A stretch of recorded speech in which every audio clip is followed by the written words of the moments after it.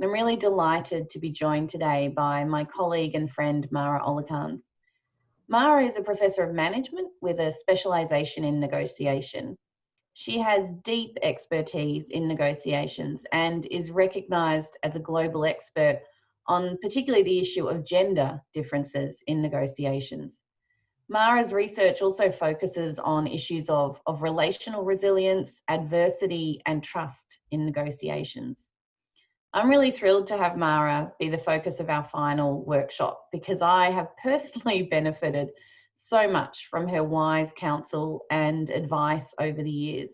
So I've known Mara now for nearly 20 years, and she's been particularly helpful for me when negotiating salary and conditions, but also when managing conflict and work relationships. And I'm sure you will all benefit tremendously from Mara's expertise today.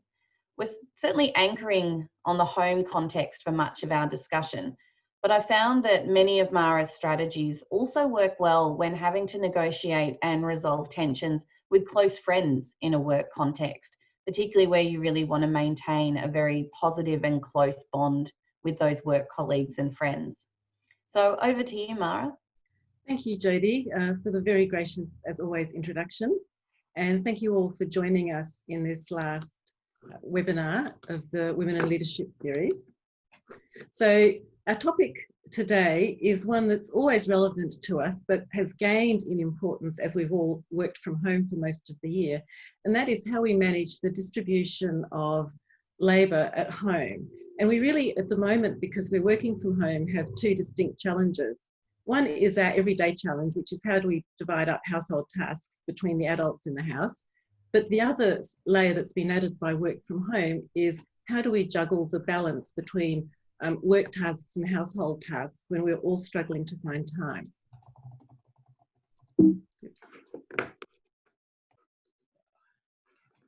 So I wanted to start just by setting our conversation today in a slightly broader context of the gender gaps that shape our lives.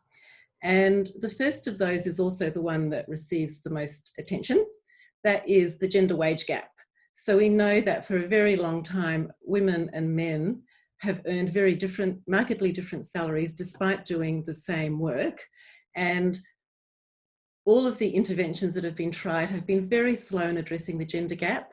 So about a year ago, it had decreased to something like 14 to 16%, and we were starting to think we were on track to really eliminating the gender gap. But as a result of the pandemic, the wage gap is again widening. So I just last week saw some statistics which said that it has again widened out to about 20%. So in general, men doing the same work as women are earning about 20% more at the moment.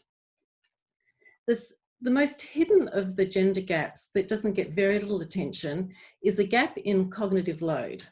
Cognitive load is really how much time we invest in forward thinking and forward planning.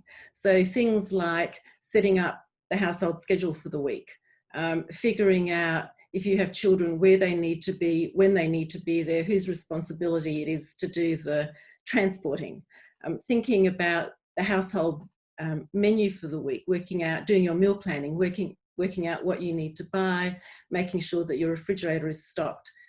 All of that adds cognitive load, and research is starting to show us that it is the women who bear the brunt of this cognitive load. So they do far more of the forward planning than men do.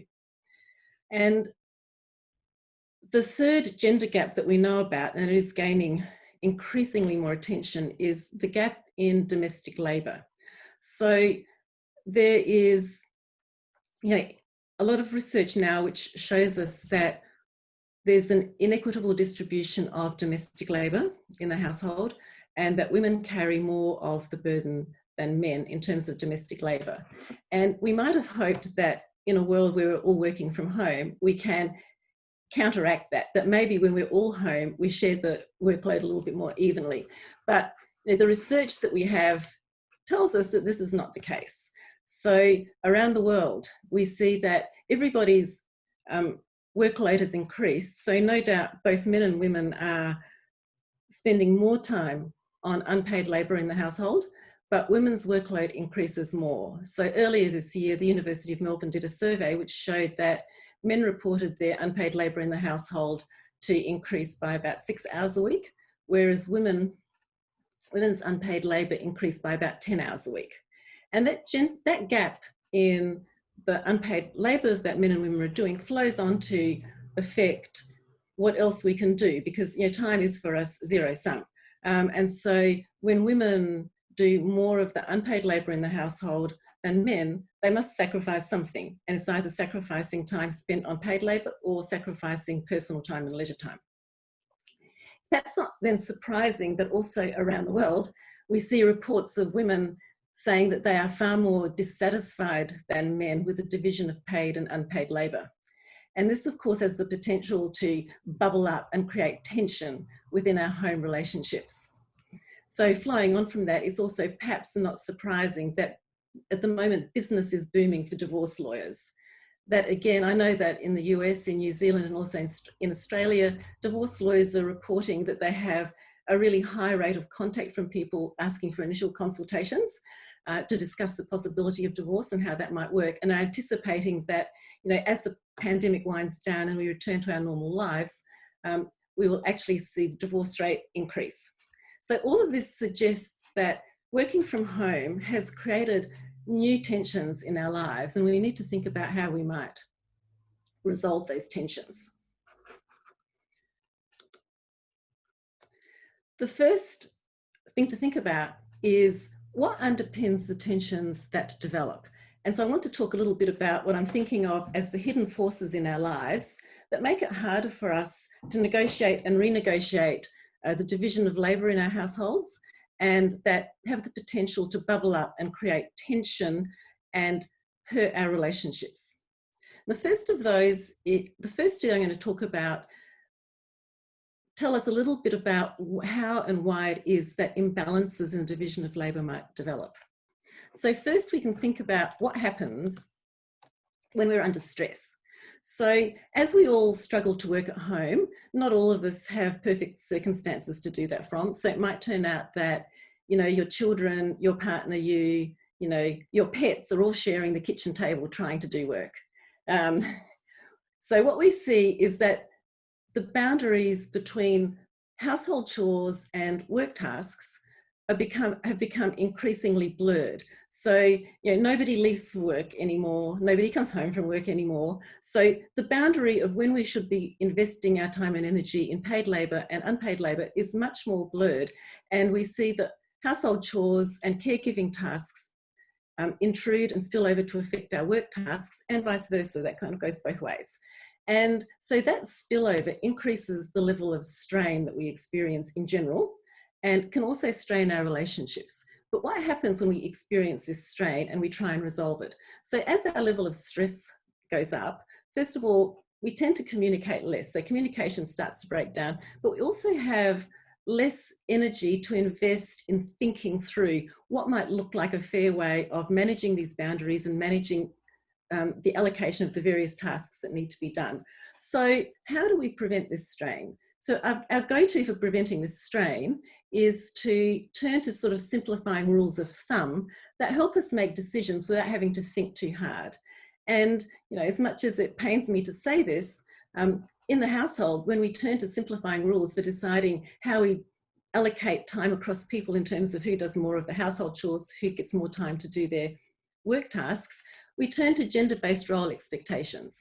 And we now have research starting to show us that these role expectations actually suddenly bubble up in people's minds and become amplified when we're under stress or strain. So all of a sudden we see that we start to expect the women in the household to do more of the unpaid labour and make time for the men in the household to do more of the paid labour. So there's the first point where we start to see an imbalance that contributes to this sort of domestic labour gap.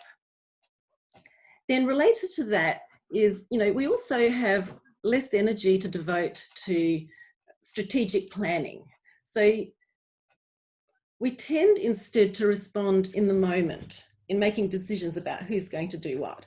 There's an important, one of our household members has an important work meeting that has to be attended, but the dog needs to be walked. Let's assume that the work task is the more important of the two. So that dominates. The person who doesn't have an important work task walks the dog. So in the moment, we make these decisions on whose priority is the most pressing, whose task is the most urgent, and that person's task takes priority. But what we can see over time is that if one person always has the more pressing or urgent task, if we don't stop to reflect on that, an imbalance can grow between who gets more time for paid labour and who spends more time on unpaid labour. So 2 ways that imbalances grow. First, there's just a stronger expectation because of gender-based stereotypes that women will pick up more of the unpaid labour in the household. And second, this in-the-moment decision-making means that we may make small decisions that seem fair in the moment, but over time accumulate to create an imbalance in the division of labour.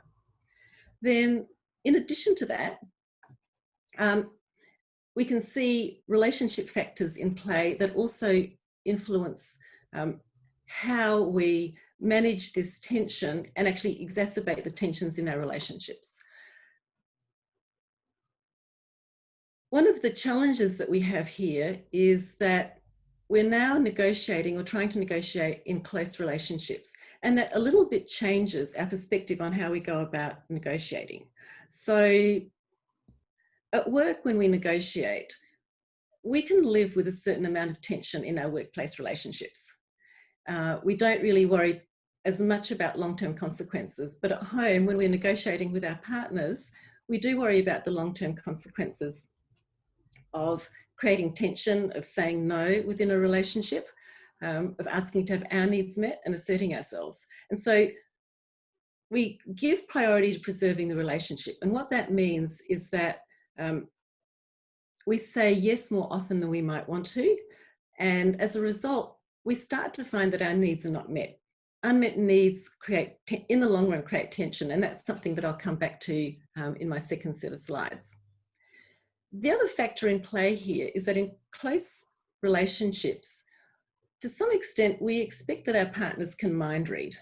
So we expect that they know us really well. And so they should recognize the signs that we're feeling overwhelmed, stressed, irritated, frustrated. They should recognize what our most important needs are without us having to tell them. And so actually they should just know. They should just know that we're doing it tough, and they should offer to help out. But it turns out that's not especially realistic.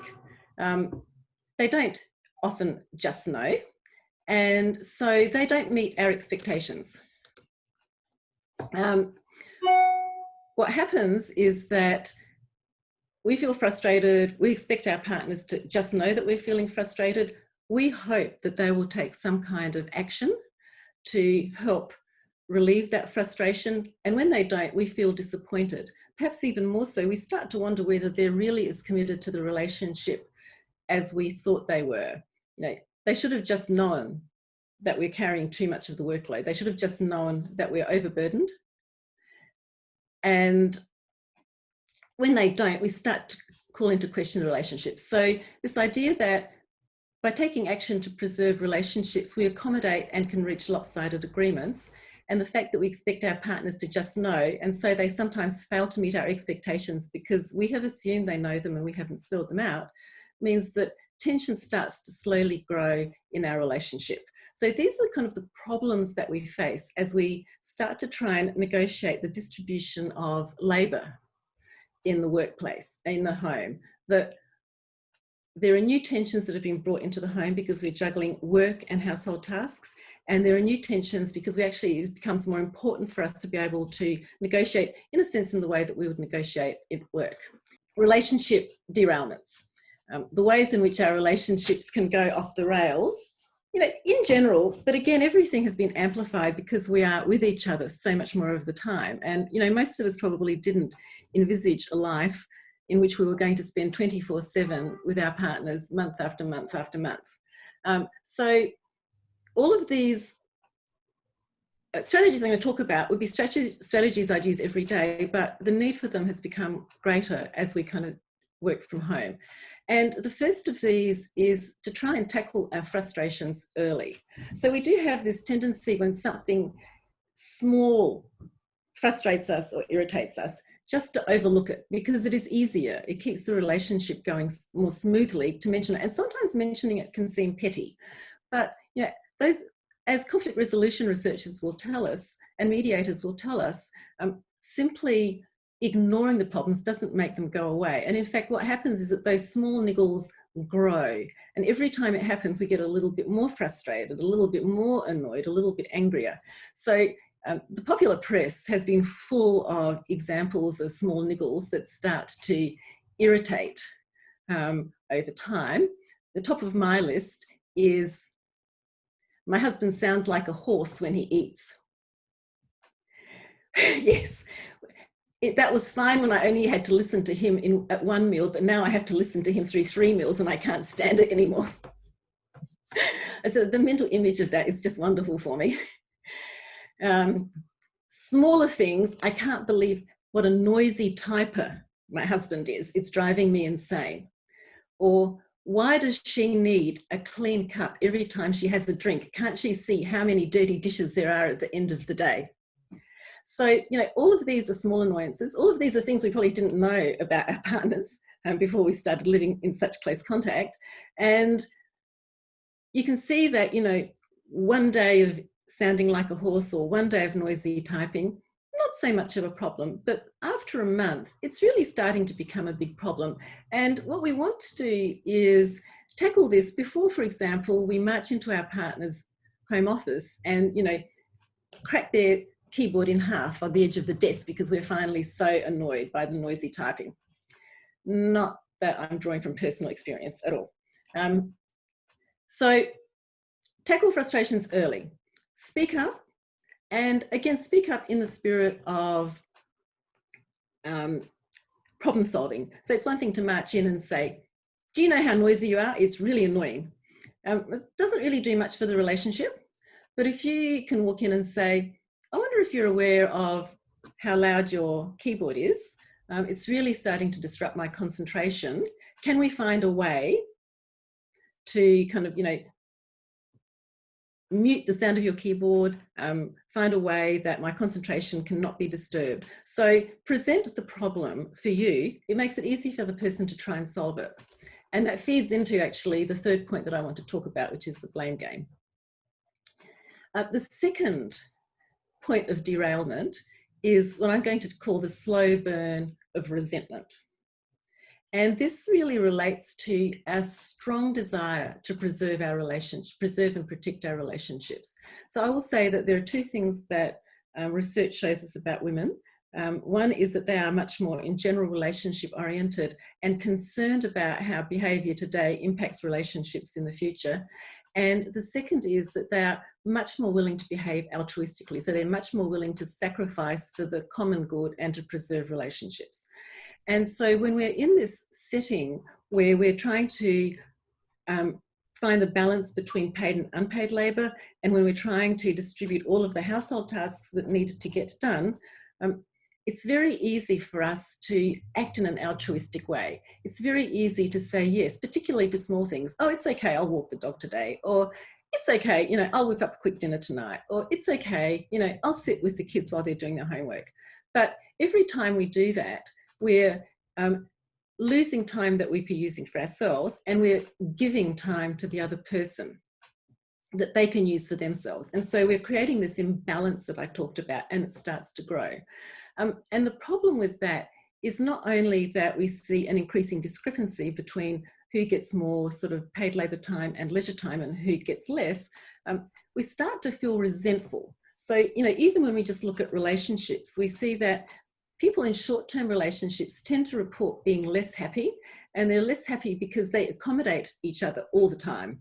They're always trying to do what the other person wants to do, and consequently start to feel annoyed that they never get to do what they would like to do. Longer-term relationships, that's less of a problem. It turns out that we're kind of much more willing to say, I'm not doing that in longer-term relationships. And so we really do need to learn to say no, but I think it's very good, if we're going to say no, to learn to say it with an explanation. It would really be hard for me to walk the dog right now, because as soon as we start offering explanations, it shifts the perception, other person's perception. So when I say, no, I'm not doing that, I could seem selfish and self-centered. But if I say, it will be really hard for me to do that right now, because, and offer a plausible explanation, then it actually says there's something about the situation which is tying my hands as much as I'd like to help you. That helps us to preserve the relationship a little bit more. And it kind of eases that slow burn of resentment, which also can bubble up. So, you know, we suppress it and we suppress it. And then when it bubbles up, it's kind of much more emotional. And that emotion interferes with our ability to engage in problem solving. Yeah, Mara, I see a comment in the chat that is directly that point, where she says there's a pressure from my parents on what is appropriate. And then there's also a feeling that I should be doing more, but I try not to. I try to negotiate with my husband to help, but usually I end up having an emotional breakdown, and then he helps out a bit more for that period afterwards. Yes. But the question is, when that happens, it's often a short-term solution. So, you know, I can find that too, that I can, you know, get my husband's attention by becoming emotional, and he will in the moment fix that problem, but it doesn't fix the longer term problem. It sort of blocks, well, I kind of helped you out now. It blocks a little bit the ability to talk in a bigger picture. It's also, I think, some of the work that I've been doing around the negotiation skills that women would like to have or feel it would be important to have is this one of managing emotion. That a colleague and I have done a series of interviews, and one of the things that women report is that, you know, they tend to be emotionally neutral until they reach this breaking point, and then the emotion that they express almost is overwhelming and disproportionate to whatever triggered it, and it further blocks conversation. So it's always, I think, and it comes back to tackling some of these issues early when we can start from a more neutral point in our emotions. But I think the other thing to think about is if you're feeling strong emotions, you can channel them into helping your negotiation strategy. We can take these strong emotions that we feel, and before we start the conversation, use them to help us plan and build strategy. So kind of use them as a motivator for us. I'm feeling really angry. I'm going to try not to express that anger by yelling, or bursting into tears. But I will think about how I can channel that anger into some solid planning for how I can set out what I think, what my concerns are, and how I can get attention for those concerns. All right, let me move on to this issue of the blame game, which really flows from this slow burn of resentment. So, you know, as we see this imbalance grow between paid and unpaid labor, it's also very easy to criticize the other person. You're really not doing enough, or I don't like the way that you did that. You know, you're not cleaning the kitchen the way that I clean the kitchen. You're leaving it dirty. Or blame people. You know, it's your fault that I'm not getting enough time. You're just incredibly self-centered. So all of this name calling, criticism, blame is on the one hand quite cathartic, but on the other hand clearly damages our relationships. So, you know, if I start to criticize, name call, blame the other person for some of the frustration that I'm experiencing, it shuts down communication. First, if I just, you know, hold that in my own head, it makes me view the other person more negatively. So I start to feel more negative about the other person, and that sort of strong negative emotion starts to build. But if I share it, it also really is a relationship blocker. So we want to shift from that to empathy and problem solving. So some of the work that I do on resilient relationships, I've been reading a lot about close relationships and marriages, and how people kind of manage challenges in those situations. And one of the things that emerges as being very important is that we think about the relationship as a whole. So think in terms of us and we rather than you and I, because when we think about us and we start to think about the situation from the other person's point of view. So we're in a better place to be empathic and also to start problem solving. And I think along with this, it's really important when we see a behavior that upsets us or irritates us or frustrates us, we try and find an explanation for it. So, you know, let's say my husband goes upstairs to his home office immediately after dinner and leaves, you know, a pile of dirty dishes in the kitchen. So one explanation, and our typically go-to explanation, is it's something about the person. So he's self-centered, he's trying to get some me time, he's probably going to be really unhappy that I'm talking about him in this webinar, but, you know, we move on from that.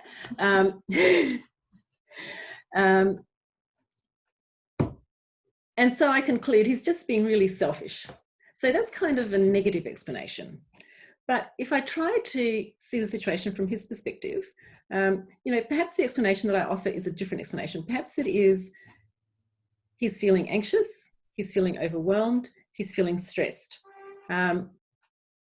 And that's a kind of more positive explanation for the behavior, and one which continues to keep our lines of communication open. So it kind of shifts from, why aren't you carrying your fair share of the household labour, to what can we do to make this situation better for both of us?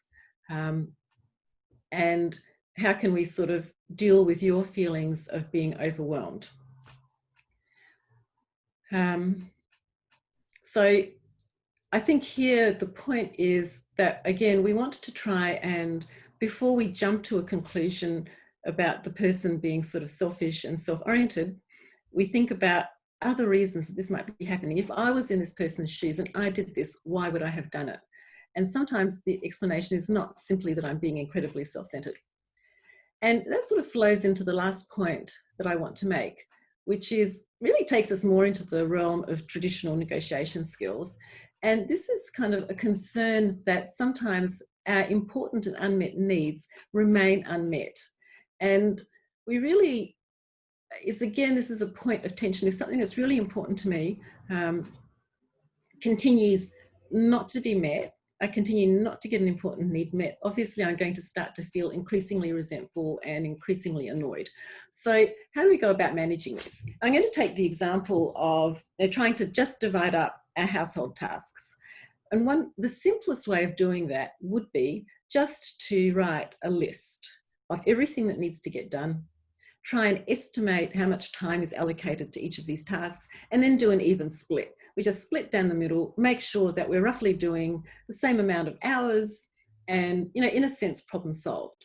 But doing it that way does not maximize our value, and it certainly does not maximize the joy and happiness necessarily of the household. So a different line of attack would be to think about, do we have different preferences? So, you know, one way that I would think about this list is, you know, my next, if I have this list, the next thing that I would do is say, all right, let's each of us just pick the 3 things that we most enjoy doing, and the 3 things on this list that sort of strike fear and terror into our hearts, and we consider having to do them. And what we hope is that maybe, just maybe, the things that I really hate doing are the things that you love doing. So for example, you know, it might turn out that I really enjoy cleaning the bathroom because I like it when I can make things sort of sparkle. Fear and terror in my heart is associated with doing the laundry, but my husband loves doing the laundry. So we have this, you know, happy trade-off that we can make, where he takes all of the laundry responsibilities, I take the bathroom cleaning responsibilities. Work gets done, but we're also happy about the work that's doing. So it actually contributes to building a more positive relationship. We can also think about this in a slightly different way as we try and sort of trade off between household tasks and our work tasks. So we could think about, when are we most productive? So it again turns out that, you know, my peak work time is in the mornings. By the time I sort of get a little bit past lunch, I'm sort of onto busy work because, you know, all of my thinking is best done in the morning. But my husband is the exact opposite. You know, he kind of does all of his busy work in the mornings, and he really doesn't sort of settle into his serious work until the afternoon and early evening. So for us, a perfect trade-off is we agree that I get uninterrupted time in terms of household tasks that need to be done in the mornings, and he takes care of whatever needs to be done in the mornings, which largely centers around feeding the cat 5 times. And then we swap. I take care of whatever needs to be done in the afternoon, and he gets uninterrupted, he's guaranteed uninterrupted time for his work in the afternoon. So again, this is a way of getting everything that needs to get done accomplished, but it's a way that it's accomplished with greater joy in our hearts. And if we had simply just split tasks up. And then we can even go a little bit deeper than that. So, you know, so far I've really been talking about this who does what as a who does what problem. But we can look below the surface of that as we try and allocate tasks. What is it that we're actually trying to do? We're trying to make sure that, you know, childcare needs are met. We're trying to make sure that the household runs smoothly. We're trying to make sure that our work tasks get done, but we're also hoping to craft out some personal time for ourselves, which gives us some leisure and an opportunity to decompress. And if we put all of these kind of deeper underlying needs on the table, then we can start to think more creatively about a strategy that helps us meet these needs as a bundle. So here is the problem to be solved. We somehow need to accommodate all of these needs. How do we do that? In the big picture, what kind of strategy will help us achieve these goals? Which is quite a different question to how do I allocate tasks fairly? And I think that brings me to the end of relationship derailments. So we're happy to open up for questions and comments again.